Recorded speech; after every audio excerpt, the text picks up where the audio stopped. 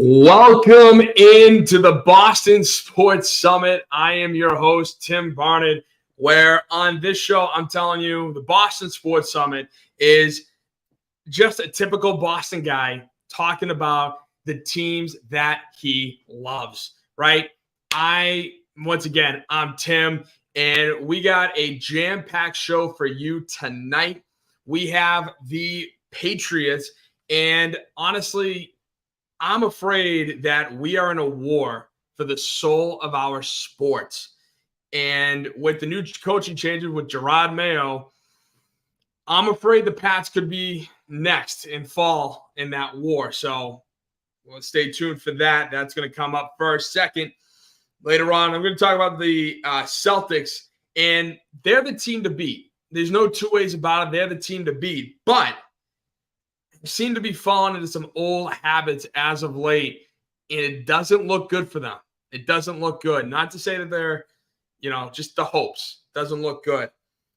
Following that, the Bruins, they're in an all-star break. They killed the Flyers on Monday, and everything is looking good. They're excited. Actually, nope, sorry, Sunday.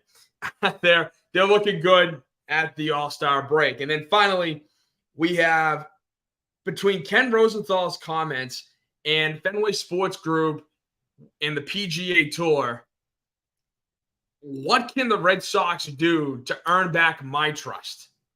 Okay, I don't know if they have lost your trust, but I'm telling you, they've lost mine.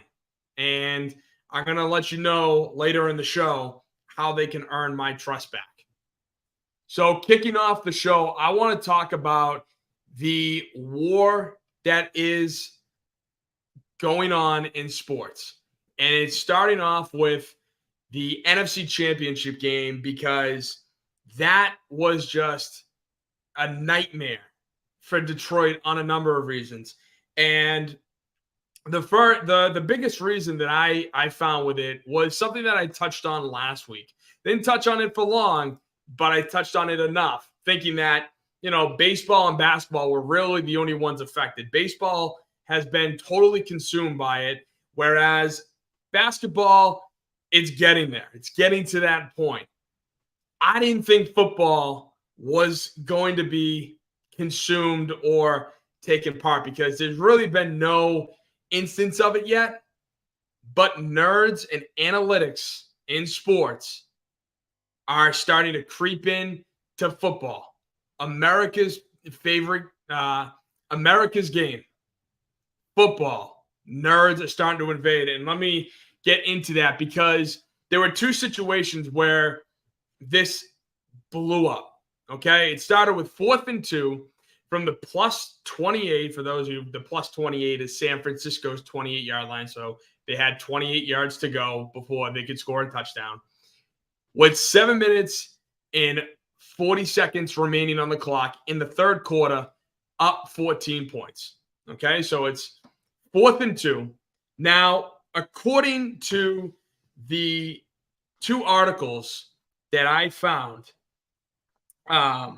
you have the next one of them by Ben Slowick, talks about, from The Ringer, talks about the next gen stats. And they say the next gen stats, you have an 86.8% chance to win if you go for it. Okay.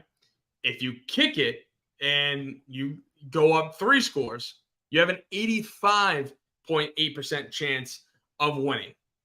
And so what happened? They went for it, and Reynolds was relatively open, but he dropped the pass, and it was a turnover on downs.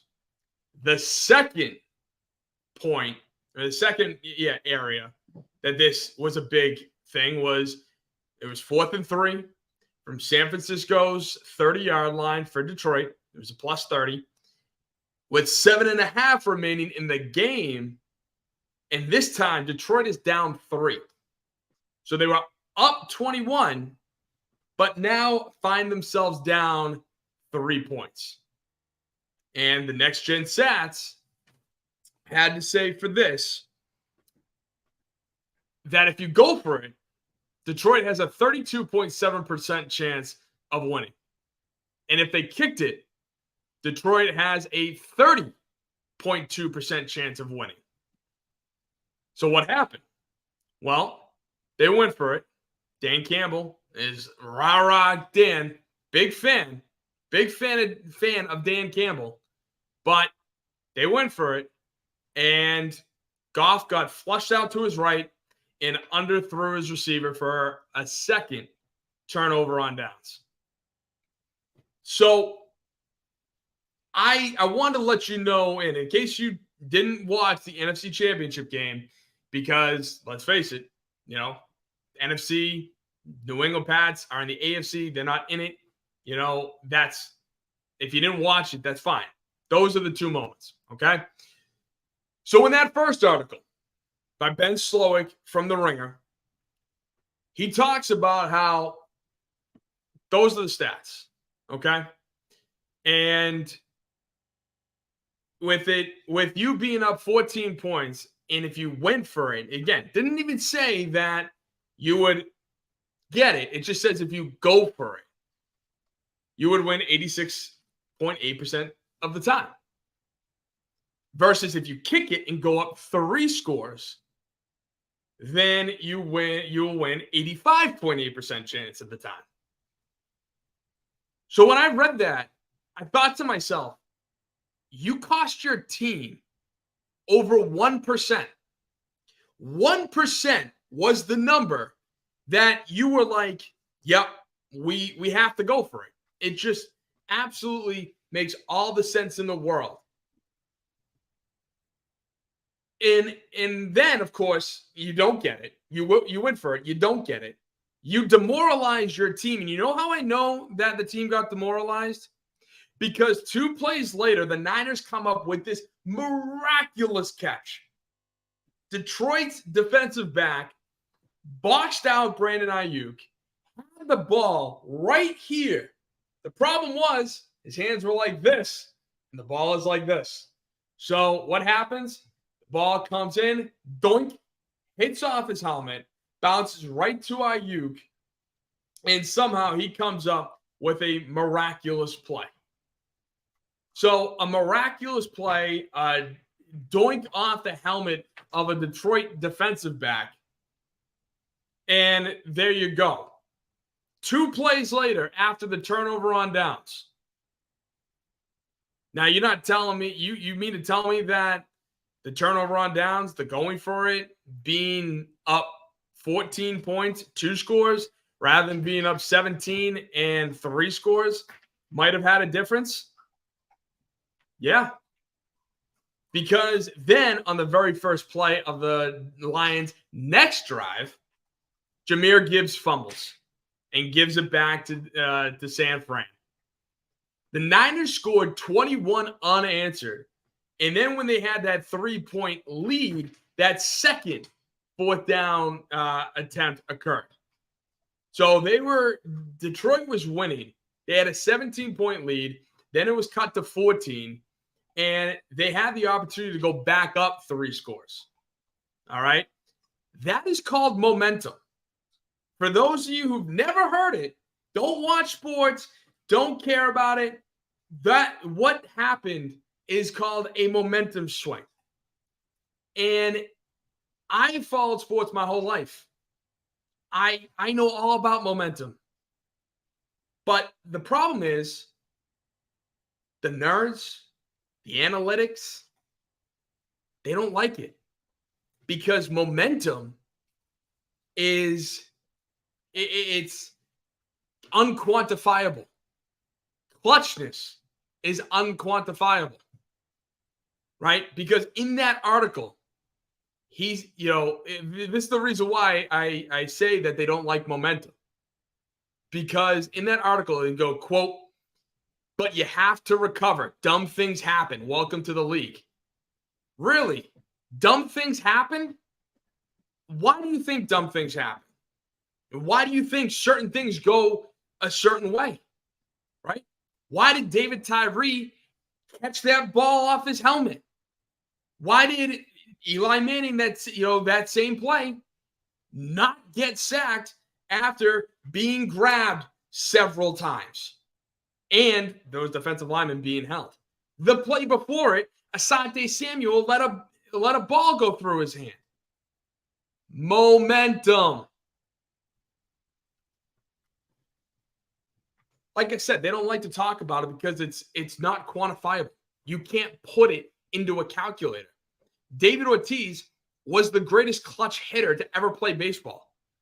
But all the analytics say was that he was lucky, that those moments in being clutch don't matter. It was all luck, which is asinine.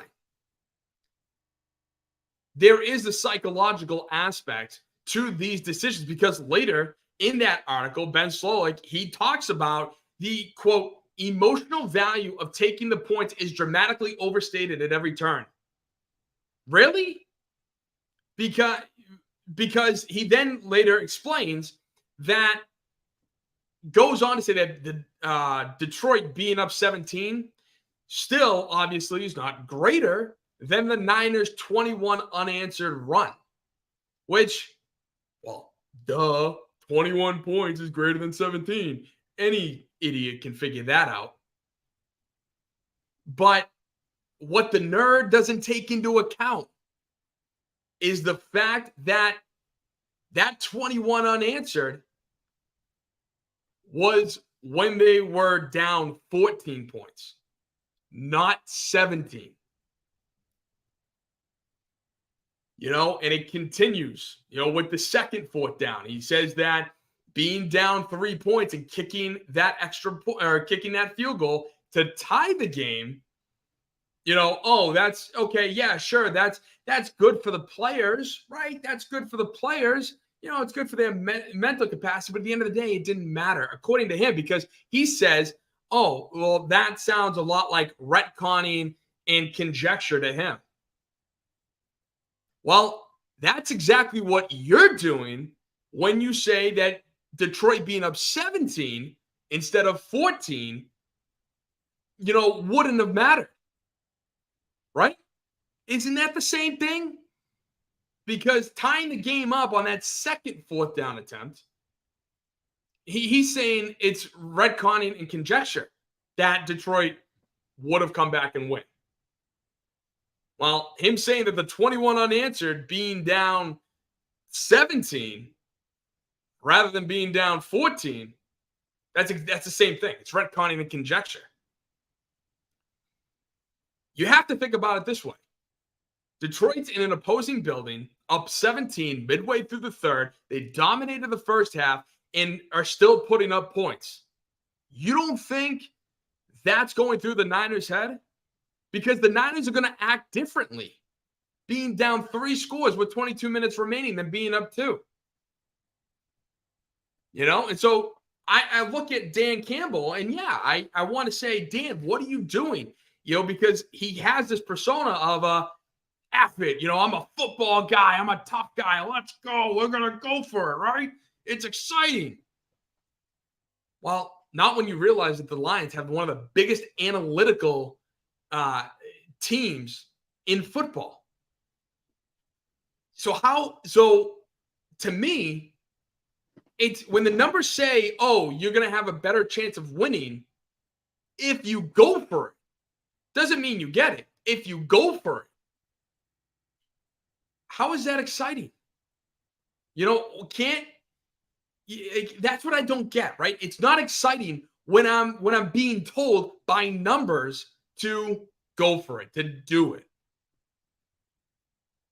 Because there's no feel for the game. There's no feel for it. Now, if you want to talk about a feel and exciting and something similar, it was exciting when Belichick went for it on 4th and 2 in Indy back in 2009.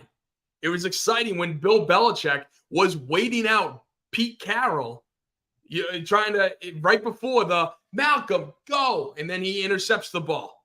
That clock drain, that was exciting. It was exciting when the Pats had to go for 2 in Super Bowl 51 because they were down that much.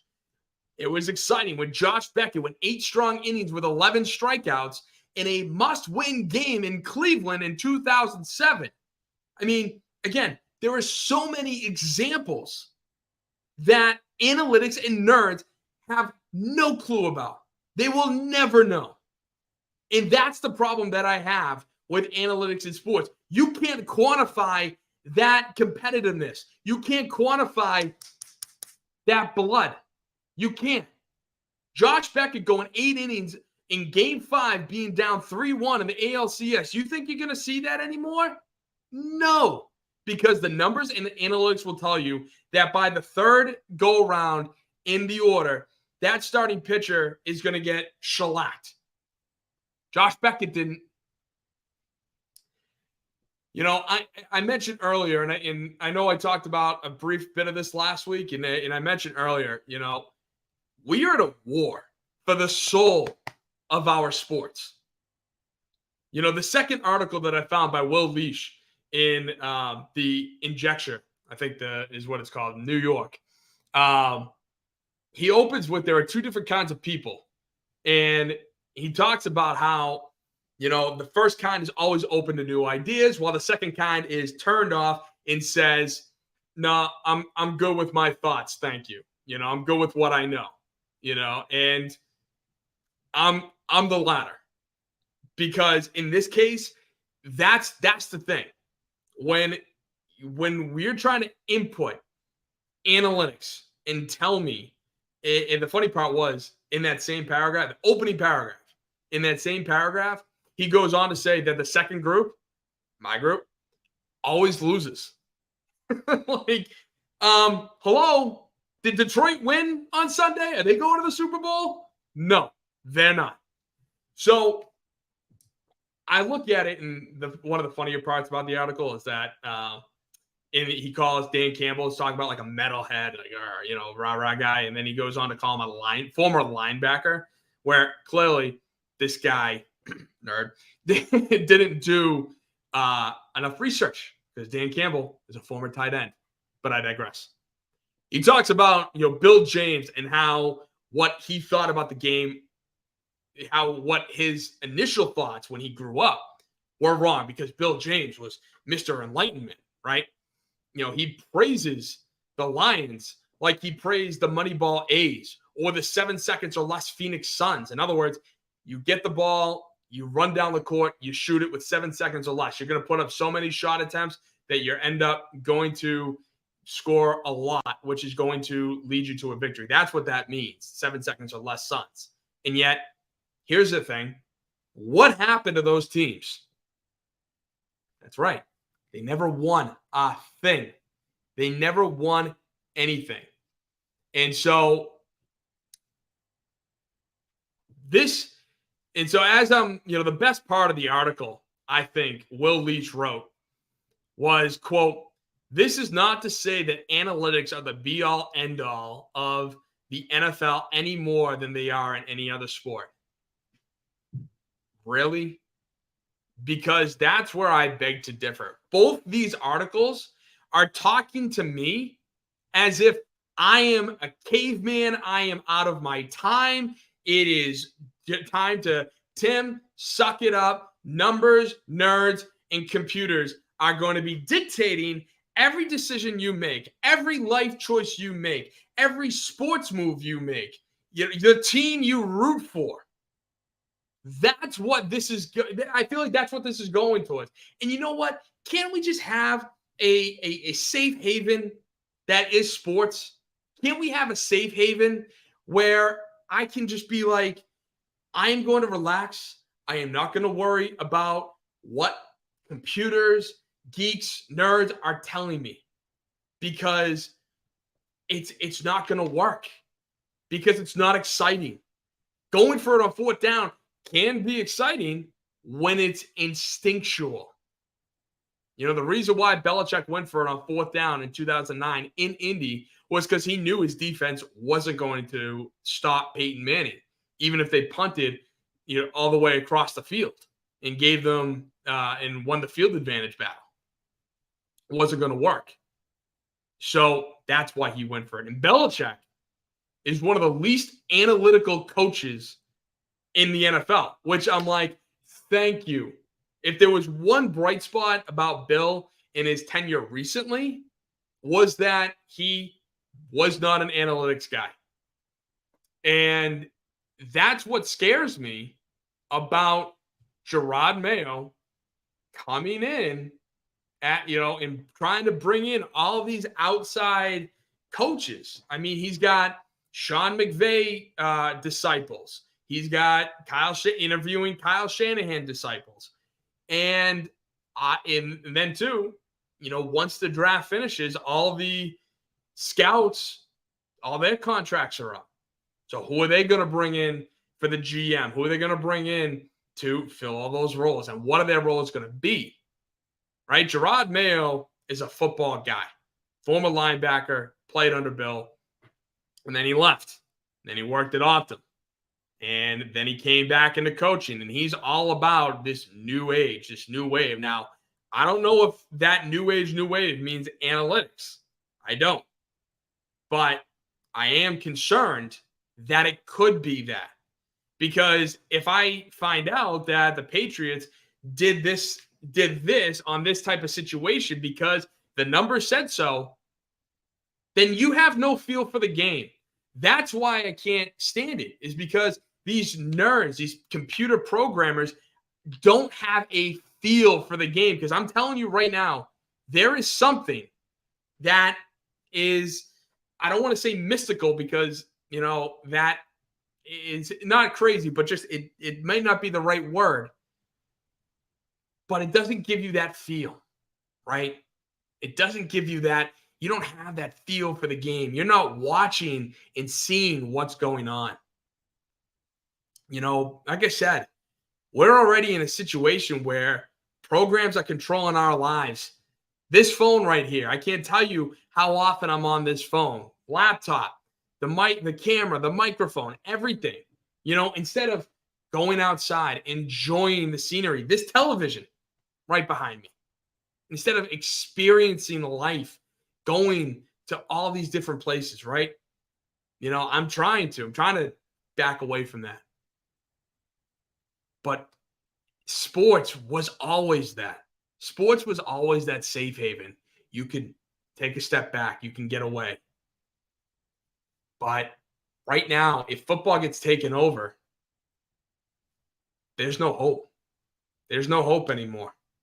So, folks, we are in a war. We are in a war for the soul of our sports. So don't be afraid to speak up. Got a couple comments to start off. What's good, Tim? Have a great show. Long live the grid. That's right, Patrick. Long live the grid. Thank you. I appreciate it. And All Even Podcast, Barry Grant Jr. Analytics is ruining the game, not just because you set a record of fourth down aggression in the regular season. Doesn't mean you have to stay the course. Adapt and adjust to the moment. Exactly. That momentum, that feel for the game is really the biggest thing that you can't quantify. Clutchness. You can't quantify it, but you know it when you see it. If you watch sports as long as I have, you know those momentum swings when you see it. And I don't want this to ruin football. Baseball feels like it's already long gone. Basketball is on its way there. I mentioned it with the 3 points. It's greater than 2 points. And by the way, just want to throw this in there about those articles before I move on. Talk about the smugness and the arrogance of those nerds. Talking to people like me, who believe in that momentum and clutchness factor, the arrogance and the smugness of reading that, it was kind of infuriating, hence the reason why I'm talking about it right now, even though I know it's Detroit and the Lions and this is a Boston sports show, but I feel like it had to be brought up. So going on from a playoff team to a playoff contender in the Celtics, right at a day or two after the show I did last week, the Celtics were practically perfect from the field. They beat the Heat in Miami, 143 to 110. It was something where you're watching this going, this is what the Celtics can look like. When they are on, I am telling you, they are on. And then 2 days later in Boston, they played the Clippers. And this is what you saw. The stats on the left read the stats against Miami, going 51 for 80, shooting 63.7% from field goal, shooting 22 of 40 from 3-point, going 19 of 20, 95% from free throws, right? Shooting 55% from 3, 64% from field goal. And then they get versus the Clippers, who they blew out in LA, mind you.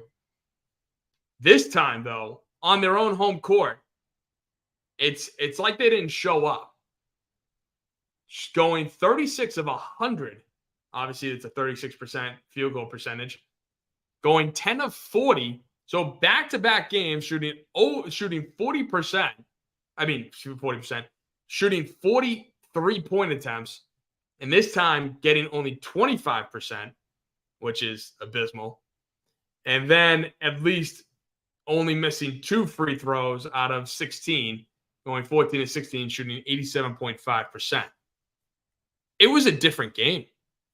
It was a wildly different game. And it tells me something. For this Celtics team, man, you live by the 3, you die by the 3. The Celtics are the highest 3-point shooting attempts, have the highest 3-point shooting attempts in the NBA. Even with the Golden State Warriors with Klay Thompson and Steph Curry, the Celtics still shoot more threes. And I didn't understand what I was watching when I was watching that game. Because I'm going, what happened to this team? What happened to a Celtics team 2 days ago, one game prior, were on fire? Couldn't miss. And that just goes to show when you have an off day, God, you have an off day. And it wasn't even close. LA just ran away with it. And the one other thing I want to talk about was Tatum and his emotional state. Because he picked up his 8th technical in 43 games in that Clippers game. Now, I will admit that technical a couple weeks ago when he hung on the rim because he had to control himself against Denver. He had to control himself so that way he doesn't go swinging right into the crowd. That was a dumb technical. That was a really dumb technical, and that had nothing to do with everything else. But with him picking up his 8th technical, I really was confused because I felt like Tatum has this really calm demeanor. He doesn't seem – he's the complete opposite of Kevin Garnett, right? He's the complete opposite of Kevin Garnett, who is, just screaming. He's vocal. He's all of this. Tatum's not. He's very subdued. Now, of course, when he gets onto the court, things change a little bit. But having 8 technicals in 43 games, I looked back at all the last 2 seasons because that's when he racked up his most technicals. And so far, Tatum is on a pace to have the most technical fouls in his career, not only in his career, but over a span that is very quick. Because last season, for every 1 technical he got, he played 6.2 games. And then in 21-22, 2 seasons ago, he had, for every 1 technical that got called on him, was in every 5.8 games. Now, if you do the math, 8 technicals, 43 games over 8 technicals is 5.375 games he collects 1 technical.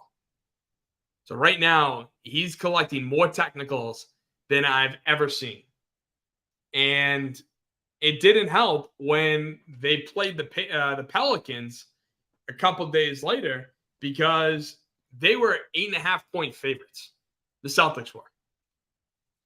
They went down 17 and found a way to come back to win 118 to 112. So, again, you're kind of sitting there going, well, all right, hey, at least they got the win. The win is the most important thing in the NBA. It's not like the NHL where an overtime loss, you get, 1 point. No, you have to win or you lose in the NBA. And so when Joe Mazzulla was asked in his post-game press conference about the sluggish start and, you're coming off that bad game against the Clippers and you do this, kind of like, what the hell, right? And Joe, talk about a guy who's, I don't think he has a anger issue, but he snapped, man. He snapped real quick, saying, quote, I think it's just the general narrative of like, it's supposed to go our way all the time. There's like this sense of entitlement where we're supposed to play amazing basketball every quarter, every game. And that's just not how it works. End quote. Well, as much as I'd like to sit here and say that, Joe, I agree with you. I agree that you are afforded bad games, off days, off quarters. I can't, because this is Boston. You're the best team in the league by far. And honestly, probably the most talented to some degree. You can make a case for the Clippers and, the Nuggets, but by far, I think the Celtics have the most talent. And it's unhealthy to expect you to play great every night. I think the reason why this question was asked and framed the way it was because you had that awful, awful loss against the Clippers 2 days prior. So you have that bad loss, fine. Hey, you just didn't have it. Obviously, like I showed you here, 36% field goal percentage, 25% from three. I mean, you didn't have it. That's fine. But then 2 days later, you fall down 17 to a Pelicans team that is just scraping to hold on to their playoff spot right now. They are 8th in the Western Conference. A couple losses, and all of a sudden they're completely out of the playoff picture. And 8th is the playing game. 8 is the playing game. There's no guarantee there. So if you have that, right, you're going to get asked this question.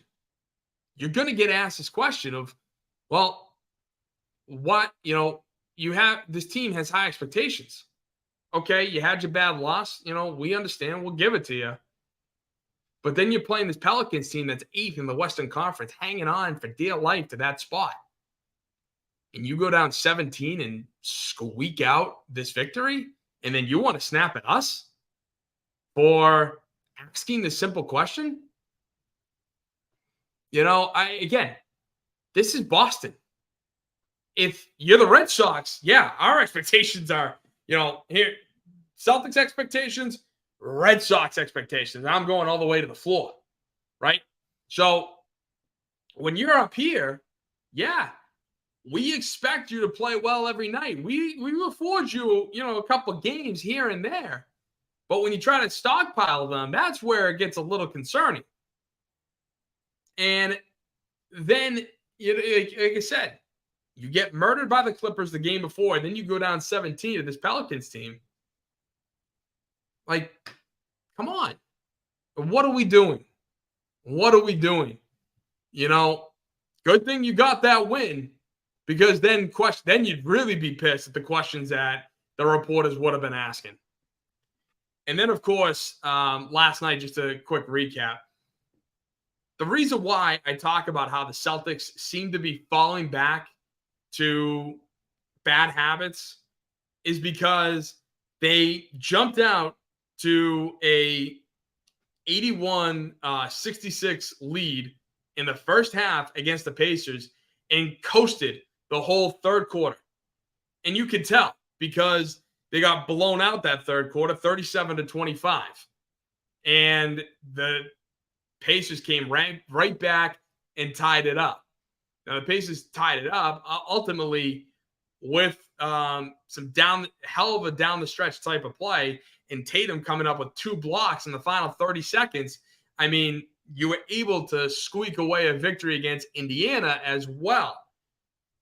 But again, falling into some bad habits. This has been the Celtics' MO dating back to the last 2 years.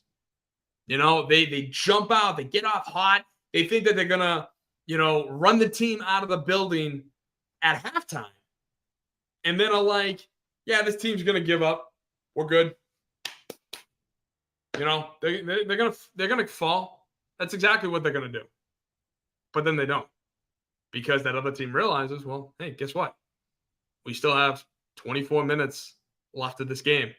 We still have plenty of possessions left in this game, and we're only down, 15.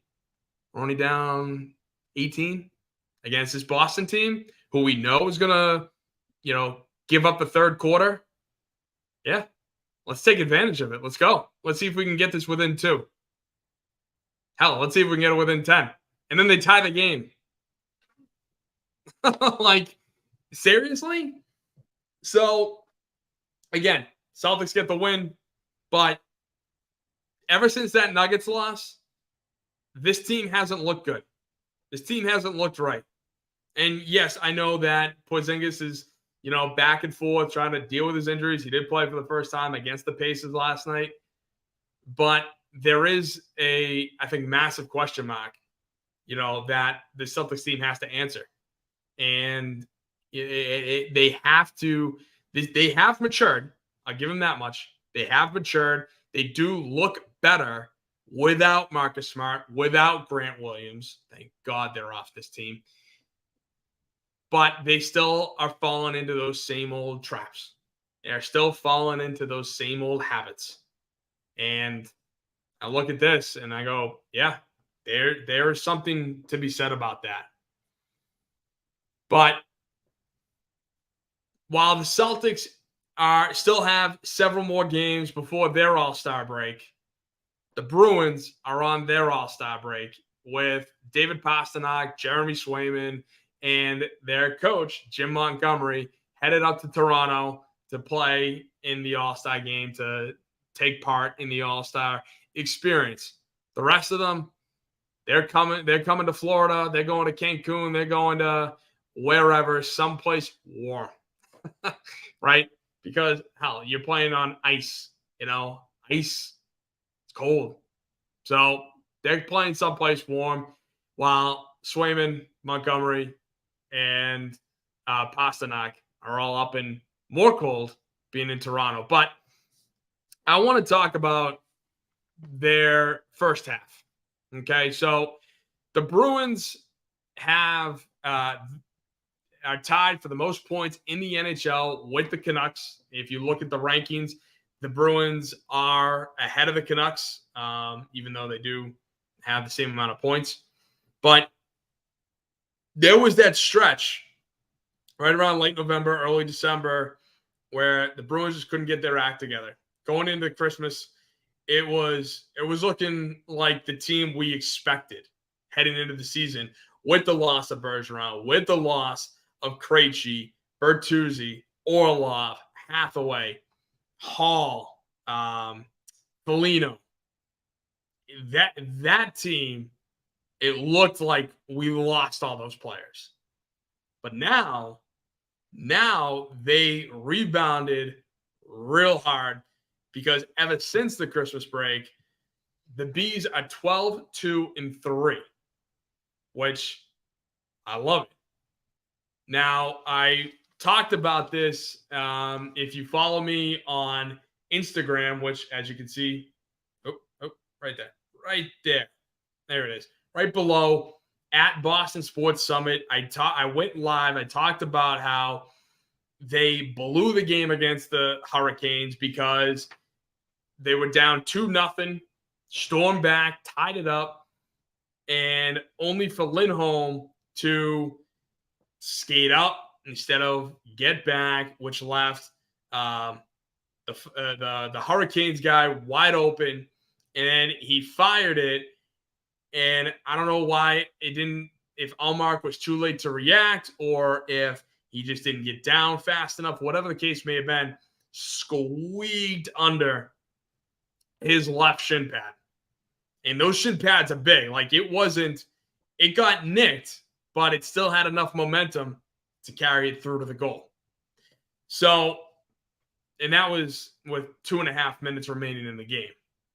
So, yeah, it was in my opinion, a very bad loss. A loss that the game should have at least gone to overtime. And if you lose in overtime, if you lose in a shootout, so be it. But that they should have gotten at least 1 point for that.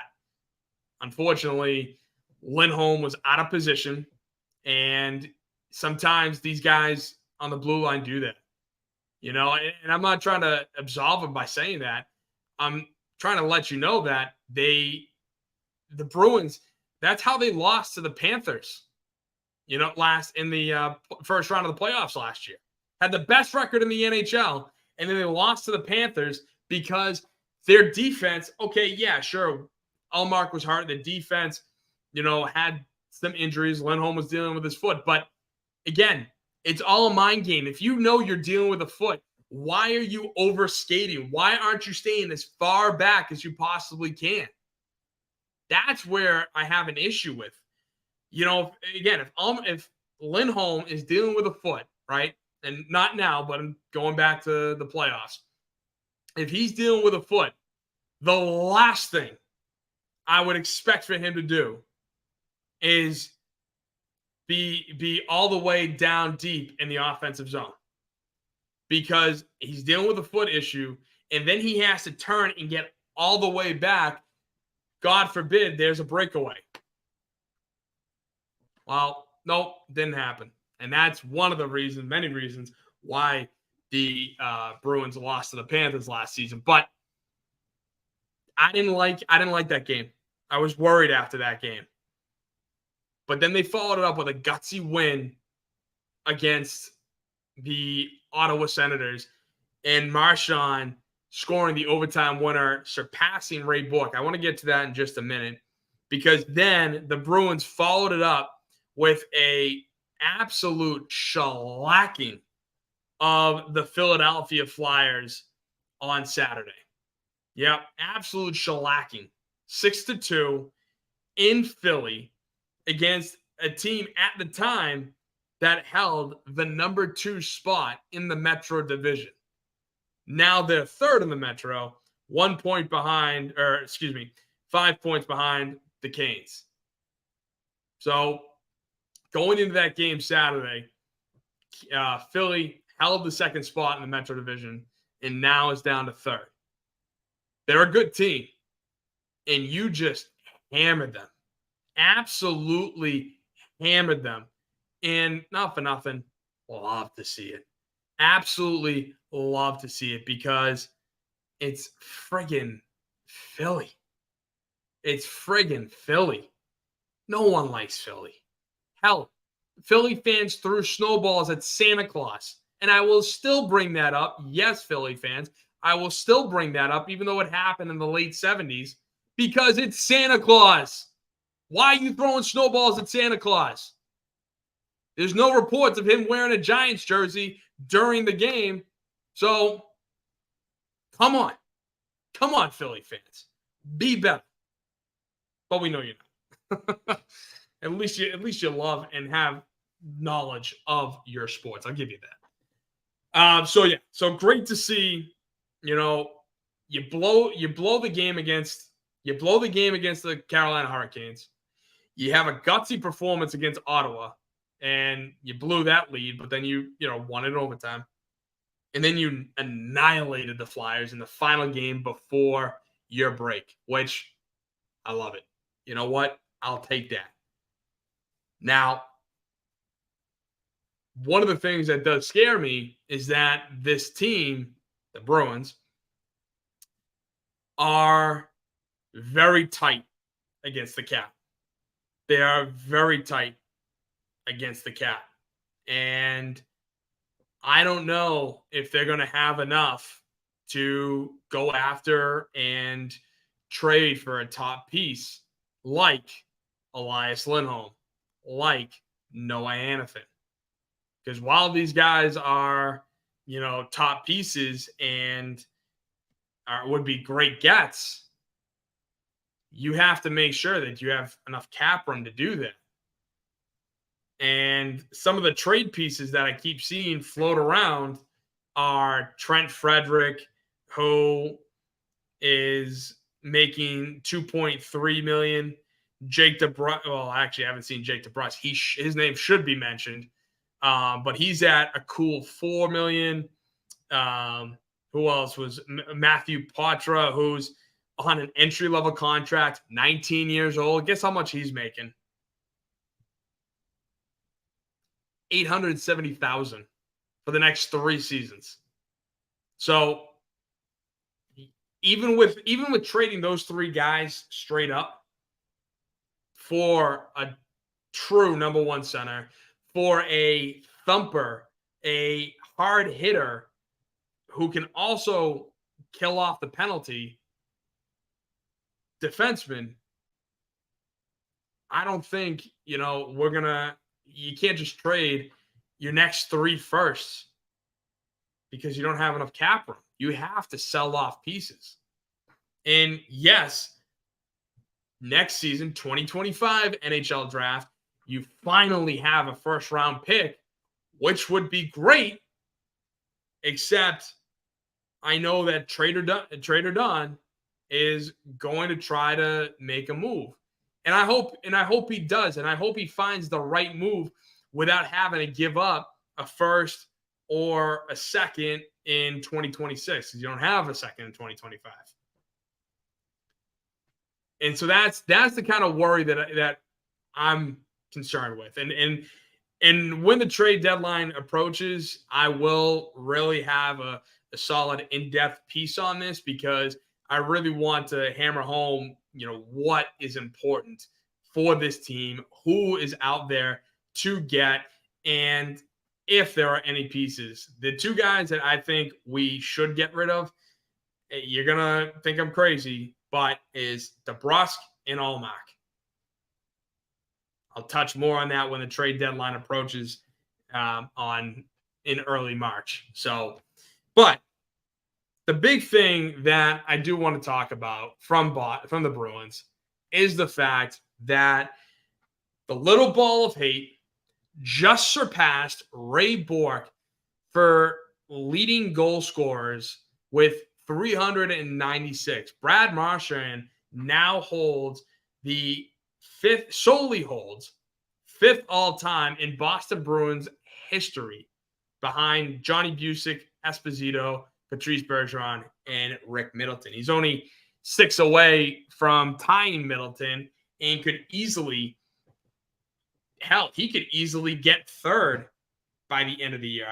I might be pushing it on that one, but he'll definitely pass Rick Middleton before this season is up. So I just want to say that it has been unbelievable.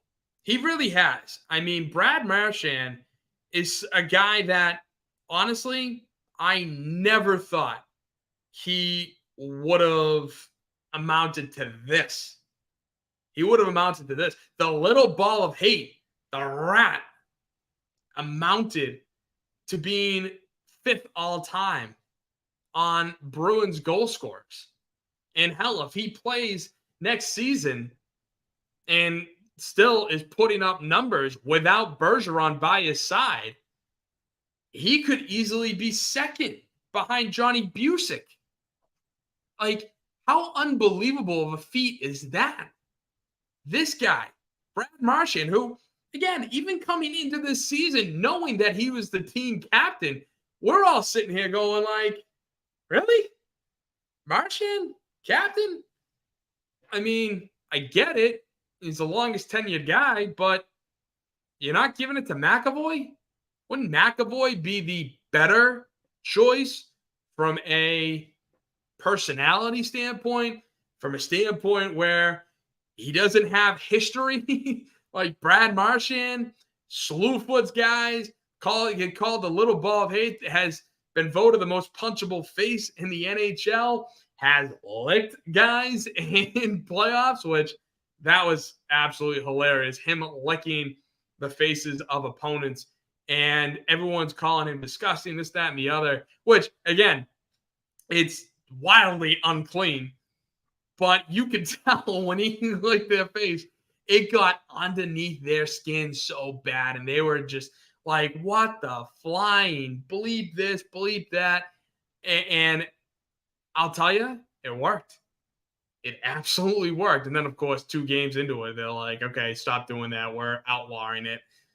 But if he doesn't mind, hell, it ain't my tongue. I sure as shit ain't doing that.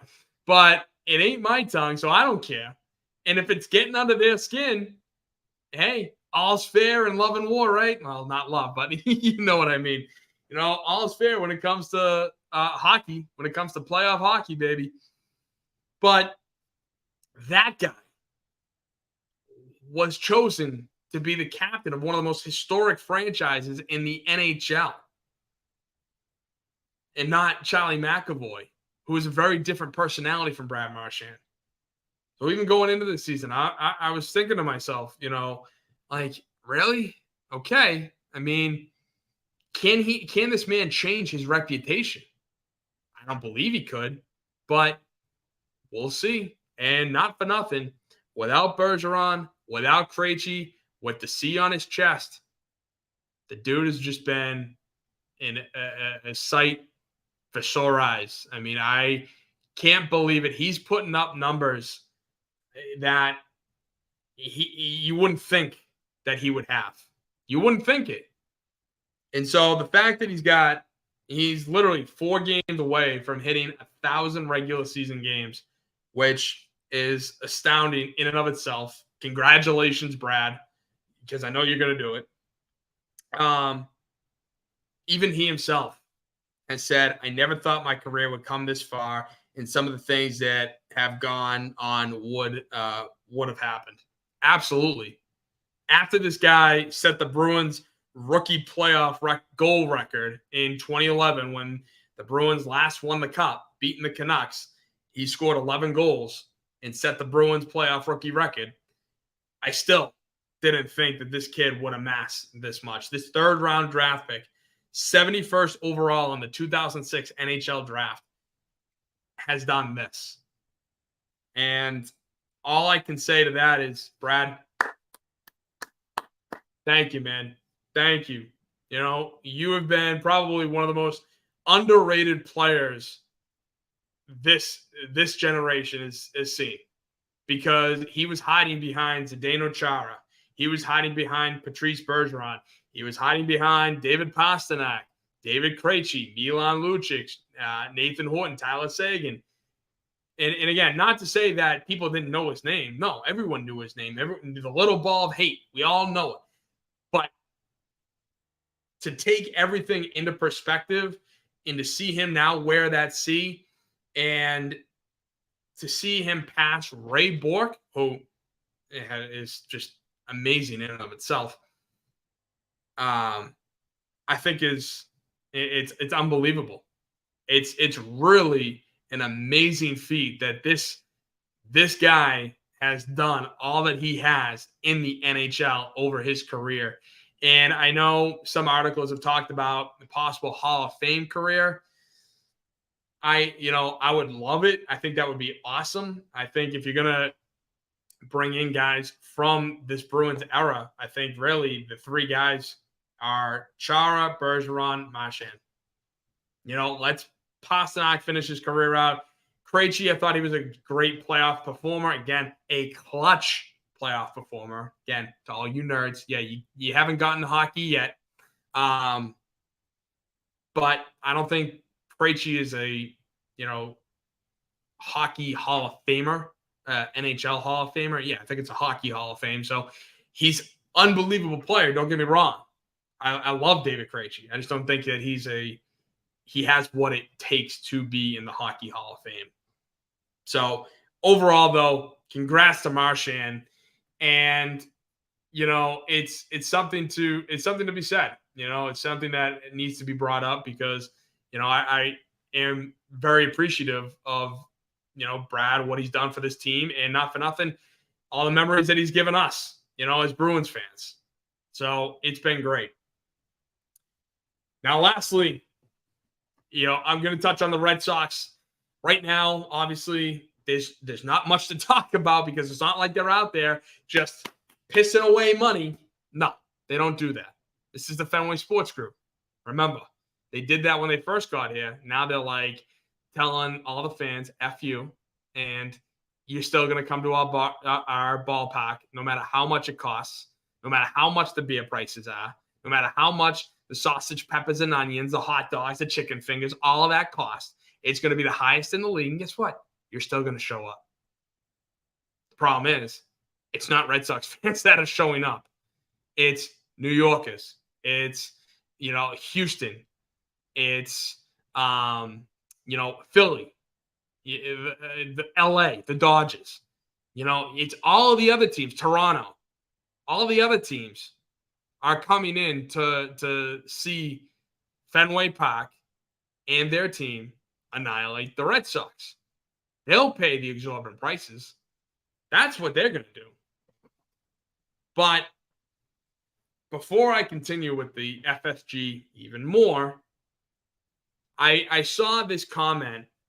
So AJ Pierzynski has a podcast called Foul Territory, and he's on with Ken Rosenthal. And AJ Pierzynski played with the Sox for a year, and he asked Ken, actually couldn't even finish asking Ken, are the Red Sox even trying? And as soon as he's finished saying trying, AJ was going to go on a little bit of a rant to try to explain himself what he means by not trying. No. Ken didn't even have to wait. He just goes, no. A National Baseball writer, without skipping a beat, says no. The Red Sox aren't even trying. And he goes on to explain that, well, let's look at it. Let's look at what the Sox have done, right? They have done nothing. Yeah, they signed Lucas Giolito. They scooped up a couple of guys. Again, bargain, basement hunting, waivers, all that stuff. They just made a waiver claim earlier today for a nobody, and they dropped a nobody from their 40-man roster in order to make room. Like, two guys I've never heard of. So, sorry to all the baseball guys or baseball nerds who are just kind of like, you're talking about the Red Sox. You need to know who these guys are. All the Red Sox fans, sorry. I didn't know, this guy, the guy they dropped, DFA'd on the 40-man roster. Never heard of him before in my life. The guy they picked up off waivers, never heard before. Sorry, but that's just the case. So he goes on to explain that Ken Rosenthal, national baseball writer, who's got the inside on all things baseball, goes on to explain that Jordan Montgomery, one of the top 3 pitchers that is still on the free agent market, and I mean top 3 from the beginning. He's still on the free agent market. He lives in Boston. He's working out in Boston, and his wife is doing a residency in Boston. And yet, nothing, absolutely nothing from the Red Sox even calling his agent just to get a ballpark of what he, is looking for. Zero, zilch, nada. The guy's living in Boston, doing everything in Boston. And yet, these jackasses are like, whatever. Good for him. Glad he's enjoying the city. We'll see him in another uniform soon. I mean, it really is truly inexplicable how they're running things. It really is. Jared Carrabis tweeted out earlier today. November 2nd, 2023. Red Sox vow to go, quote, full throttle. January 19th, 2024. Red Sox tell fans they're lowering payroll. Both things are true. January 31st, earlier today. Fenway Sports Group, part of a $3 billion investment group to partner with the PGA Tour. Really? $3 billion to partner with the PGA Tour. Huh. So that $300 million I talked about Robert Kraft saving over those 10 years and how it went to that giant lighthouse and the giant scoreboard, how you can see downtown Providence and downtown Boston from the lighthouse. Now I think I know why that ticket prices are through the roof. Beer prices through the roof. Highest in baseball. Ticket prices highest in baseball. Hot dog, food, highest in baseball. Am I being a little hyperbolic? Sure. But again, still top 5. They're taking in all that money, lowering payroll just to invest be the lead in the investment of the PGA Tour. The $3 billion. I guarantee you they have the majority share because that's what it's been talked about. It's been talked about that they are the majority in that investment group, which just goes to show you what if they haven't lost your trust by now, what more do they need to show you? What more do they need to show you for you to finally say to the Red Sox organization, not Alex Cora, not the players, but to the organization, the front office, the brass, the ownership, Fenway Sports Group, to tell them to F off.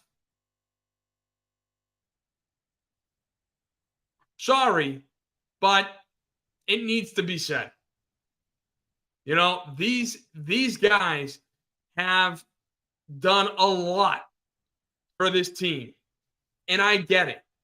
I loved every World Series championship and every time we competed for World Series championships. I did. You know, but they lost my trust the day they traded Mookie Betts. Now, again, was he going to stay? Was he going to leave? I don't know. You know, if they actually gave him a real number, was he going to stay for it? Hindsight being 2020, Mookie says he would have. You know, again, this is years later. He says he would have. But I don't know. And so that was the day, and you can even go back to John Lester. You know, I was so disheartened by the Lester negotiation because of how much they undersold him, because of how much he meant to this team and this organization. They treated him like a scrub. And it was just asinine. And of course, you treat Lester like that. You get rid of Mookie Betts because you don't, he's a generational talent. And you're like, yeah, no, nothing. And then you do that to Xander Bogaerts. Now, of course, Xander Bogaerts, yeah, he's probably on, you know, the downward trend of his career. But he admitted, he talked about how he wants to stay and would take a hometown discount to some extent. You undershot him so much that of course he had to go and take a payday with the Padres. And I'm glad he did. I'm glad he got his money. And all the Red Sox fans out there thinking that the Padres' money is exactly what it would have taken for him to stay, you're just as ignorant. Because it wasn't. He wanted little money. Xander Bogaerts wanted the hometown discount to stay wearing a Red Sox uniform for the rest of his career, and you just pissed that away. So how can they regain my trust? That was the question that I asked at the start of the show. How can they regain my trust? Well, it's going to start by signing Jordan Montgomery. And even if they sign Jordan Montgomery, there's no way on God's green earth you could ever convince me that this offseason was a success, even if they get Montgomery. Now, if they got Snell and Montgomery, then we can start talking. Still wouldn't classify it as success, but we can start talking. And but it's going to take years, because what's the old adage? It takes years to build up trust, or it takes years to build up trust, and all it takes is a split second for people to lose that trust in you. Maybe not exactly those words, but you know what I'm saying. And it's going to take a long time. I understand they want to build through the farm system. I get it. But this team sucks. This team is garbage. And they know it. Tyler O'Neill? Really? That's the guy you want to tout to be like, oh, look, we got Tyler O'Neill and Lucas Giolito. And Trevor Story's coming back. Yay. I hate this. This is what the Red Sox have done the last 4 years. They have treated every guy that's come back from injury after the trade deadline as a trade in and of itself. They're like, well, we're getting Trevor Story back. Well, we're getting Xander Bogaerts back. Well, we're doing this, that. We're getting this, that, and the other back from injury. We're getting Chris Sale back from injury. So that's a trade. There we go. See, no problem. But that is a problem in and of itself, because you don't understand. You're not helping your cause. You're basically becoming net even. You're not improving your team. You might be slightly weakening your team, but at the end of the day, it's more of a net neutral to get a guy back from injury after the trade deadline. It's going to take a long time for the Fenway Sports Group and John Henry to rebuild my trust. And even if the Red Sox go on to have a playoff season this season, that doesn't mean all is forgiven. Unfortunately, I need the Red Sox to finish last again, because if they finish last, then maybe next offseason they'll realize, crap, we actually have to spend money in order to win. Versus if they do make the playoffs this year, then John Henry and Fenway Sports Group and Tom Warner and Sam Kennedy are going to feel validated. And if they feel validated, then it's over. It really is over if those guys feel validated because they made the playoffs. 2021, they felt validated, even though the players were kind of like, you didn't help us at all. And so now we have to do this. So that 2021 playoff run they had was more of a screw you to ownership than it was anything else. And that's what worries me. That's what bothers me, that I actually have to cheer for the Red Sox to finish last. Call me crazy, but the more they finish last, the more I hope that either John Henry dies and whoever gets the team or is the owner of the Fenway Sports Group will actually want to invest in the Red Sox, or that the more we lose, the more they'll realize, we have to spend money. So let's actually spend money on elite players. They had the opportunity this offseason, and they basically laughed in our face. They laughed in the faces of Red Sox fans.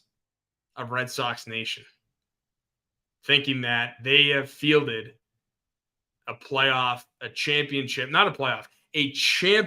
caliber team, and they still want to go young, and they don't want to pay anybody. So I don't know what to tell you. The Red Sox feel like a lost cause. And unfortunately, if we want them to spend, then we got to cheer on them losing. So tell me what you guys think. You can hit me up on any of the platforms below, at Boston Sports Summit on Instagram, at BOS Sports Summit on Twitter. I'm Boston Sports Summit on YouTube. You can find all these clips and links.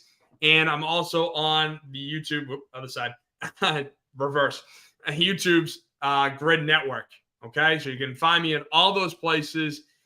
Please like, share, subscribe. I want to thank you guys for watching the third episode of the Boston Sports Summit. I am your host, Tim Barnard, where, like I said, I'm just a Boston guy who is talking about all the teams that he loves. So thank you guys for watching. Thank you to the Grid Network for hosting this show. I'm really excited. We are going to hit the top very soon. So like, share, subscribe, follow, share, subscribe. Thank you again for listening, and I'm always here. So, if you agree or disagree with any of my comments, I look forward to discussing it with you. Have a great rest of your night. Thank you.